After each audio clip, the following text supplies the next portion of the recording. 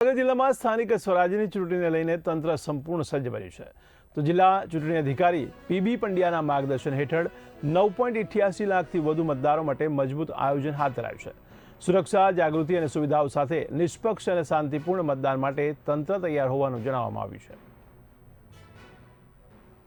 26 તારીખે જામનગર જિલ્લામાં જે સ્થાનિક સ્વરાજ્ય ચૂંટણી થનાર છે એમાં પોલીસ બંદોબસ્તની વાત કરીએ તો 2800 જેટલી પોલીસ કર્મચારી ઓફિસર્સ અને જેમાં 22 વનરક્ષક કર્મચારીઓ પણ છે એને દ્વારા બંદોબસ્ત રાખવામાં આવેલા છે. સાથે સાથ જ્યારથી આચારસંહિતા અમલમાં આવી ત્યારથી આજ દિન સુધી 4200 અટકાયતી પગલાં લેવામાં આવેલ છે. 564 પુરોહિત તેરાણુના કેસીસ કરવામાં આવેલા છે. 38 પુરોહિત તેરાણુની જામીન કેન્સલ કરવા માટે રિપોર્ટ કરવામાં આવેલા છે. 3 તડીપાર કરવામાં આવેલી છે અને 15 પાસા કરવામાં આવેલી છે. જિલ્લામાં જે 20 ચેકપોસ્ટ કાર્યરત કરવામાં આવેલી હતી એમાં 2.5 લાખથી વધારે વાહન ચેકિંગ કરવામાં આવી છે. સાથે સાથ ઇંગ્લિશ દારૂના જે કેસીસની વાત કરીએ તો 1.5 કરોડની ઉપરના મુદ્દામાલ જ્યારથી આચારસંહિતા અમલમાં આવી ત્યારથી એટલા અમે કેસીસ કર્યા છે. દેશી દારૂમાં 6.25 લાખ જેટલી મુદ્દામાલના કેસીસ અમે કર્યા છે. સાથે સાથ શાંતિપૂર્ણ માહોલમાં લોકો દ્વારા મતદાન કરવામાં આવે એના માટે અમારી પોલીસ ડિપ્લોયમેન્ટ થઈ ગયા છે. સાથે સાથ આપના માધ્યમથી અમે કહેવા માંગીએ છીએ કે કોઈ પણ પોલીસ લગતે કોઈ રજૂઆત કોઈ પણ પ્રોબ્લેમ પડે તો ડાયલ 112 સંપર્ક કરી શકે છે અથવા નજીકના પોલીસ સ્ટેશનમાં નંબર અમે જાહેર કરીએ છીએ આજે એના ઉપર સંપર્ક કરીને પોલીસની મદદ પણ લઈ શકે છે. સાથે સાથ આ પ્રક્રિયામાં કોઈ પણ કાયદા વ્યવસ્થા બિગાડવાની કોશિશ કરશે, સોશિયલ મીડિયા મારફત કરશે એના ઉપર ગુના દાખલ કરીને એના અટક કરવામાં આવશે. જામનગર જિલ્લામાં જામનગર મહાનગરપાલિકા, સિક્કા નગરપાલિકા, 24 જિલ્લા પંચાયત અને 112 તાલુકા પંચાયતની સીટ માટે 26મી એપ્રિલ 2026ના રોજ મતદાન માટે સંપૂર્ણ તૈયારીઓ કરી લેવામાં આવેલી છે.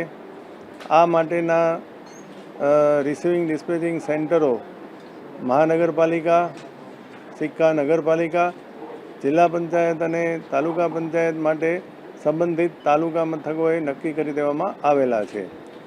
આ માટે ઈવીએમ જે તે તાલુકાના સ્ટ્રોંગ રૂમમાં અને મહાનગરપાલિકાના અને નગરપાલિકાના ડિસ્પેચિંગ સેન્ટર ખાતે સ્ટ્રોંગ રૂમમાં સીલ કરીને રાખી દેવામાં આવેલા છે. તમામ ઈવીએમમાં બેલેટ પેપર મૂકી અને એને મતદાન માટે તૈયાર કરી દેવામાં આવેલા છે. આવતીકાલે 25 એપ્રિલના રોજ તમામ ડિસ્પેચિંગ સેન્ટર ખાતેથી જે મતદાન મથકોએ જવા માટે પોલિંગ પાર્ટી પોલીસ બંદોબસ્ત સાથે રવાના થશે. તેઓને માટેની જરૂરી જે એશ્યોર્ડ મિનિમમ ફેસિલિટી દરેક મતદાન મથકોએ હોવી જોઈએ તેની ખાતરી તમામ ચૂંટણી અધિકારીઓ દ્વારા કરી લેવામાં આવેલી છે. તમામ મથકોએ વીજળી, પાણી અને ફર્નિચરની સુવિધાઓ પૂરી પાડવામાં આવેલી છે. આ ઉપરાંત ઉનાળાની પરિસ્થિતિને ધ્યાનમાં રાખી અને તમામ મતદાન પાર્ટીઓને આપણે એક મેડિકલ કિટ પણ આપેલી છે.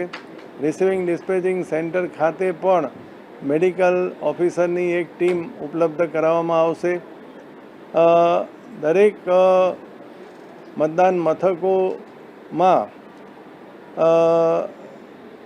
મતદારોને પણ પૂરી સુવિધા મળી રહે તે માટેની પૂરતી કાળજી લેવામાં આવેલી છે.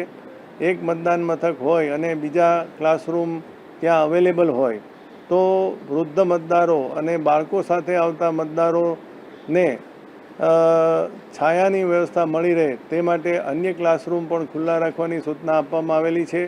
જ્યાં આગળ આવા ક્લાસરૂમની ને એવી સુવિધાઓ ન હોય